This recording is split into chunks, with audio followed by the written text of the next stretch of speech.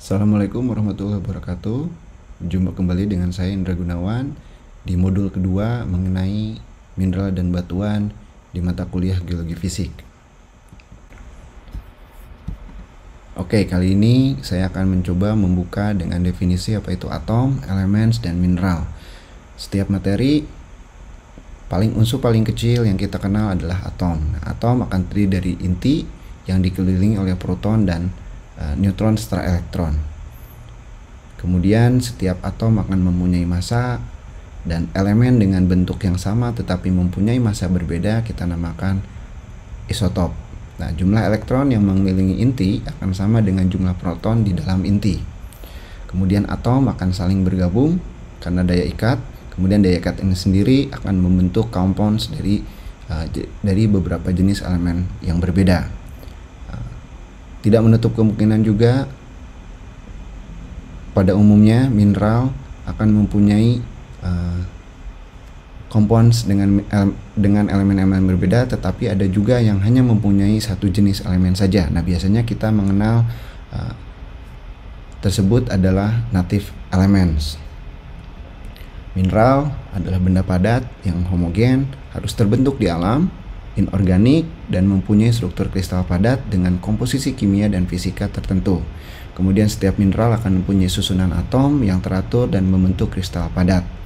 Kemudian variasi dari komposisi kimia tersebut terjadi akibat adanya proses substitusi dari atom satu elemen ke elemen lainnya. Kemudian bentuk dan jenis kristal, kita bisa melihat dan sangat mengetahui bahwa di alam ini segala bentuk mineral akan mengikuti bentuk dan jenis kristal tersebut. Ada yang berbentuk piramidal, tetrahedron, kemudian prismatik, fibros berbentuk serabut, dan kemudian sampai ke radial. Di kanan ini kita bisa lihat contoh adalah dari kristal dari mineral halit yang berbentuk kubus. Kemudian komposisi dan karakteristik mineral itu sendiri akan membentuk sifat fisik tertentu pada suatu mineral, dan yang kita bisa identifikasi dari teksturnya, yang itu berupa warna, kekerasan, bidang belah, bentuk kristal, dan massa jenis atau berat jenisnya, spesifik gravity. Mineral yang sangat umum jumpai di bumi ini kita mengenal dengan namanya adalah rock forming minerals atau mineral berbentuk batuan. Nah, sebagai catatan, persentase volume yang ada sebagai elemen utama di alam ini, oksigen menempati urutan pertama dengan mempunyai kehadiran lebih dari 90%. Kemudian susunan berikutnya bisa kita lihat potasium, sodium, sampai ke magnesium. Nah, tekstur itu sendiri bisa kita pakai untuk mengidentifikasi dari berbagai jenis mineral. Kita bisa melihat dari bentuk, kristal, warna, kilap, coret atau gores garis, kemudian bidang belahnya dan kekerasan. Kita mengenal paling keras adalah diamond. Kemudian pembagian dari grup mineral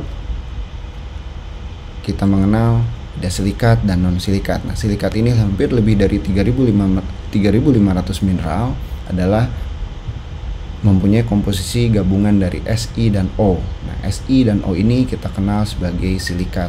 Untuk strukturnya ada yang sangat simpel, kita lihat seperti independent tetrahedra ini sampai ke paling kompleks dalam bentuk three-dimensional framework. Nah, kemudian susunan atau kaman silikat mineral groups yang bisa kita lihat, salah satu contohnya adalah olivin, kemudian biotit sampai ke quartz yang paling kompleks secara strukturnya. Kemudian yang non silikat kita mengenal adanya karbonat, halida, oksida, sulfat, dan native elements itu sendiri, misalnya emas, tembaga, dan perak.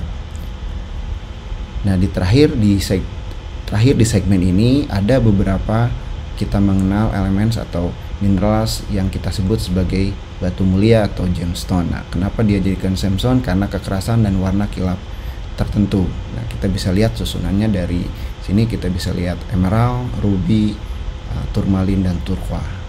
Sekian untuk segmen ini. Assalamualaikum warahmatullahi wabarakatuh.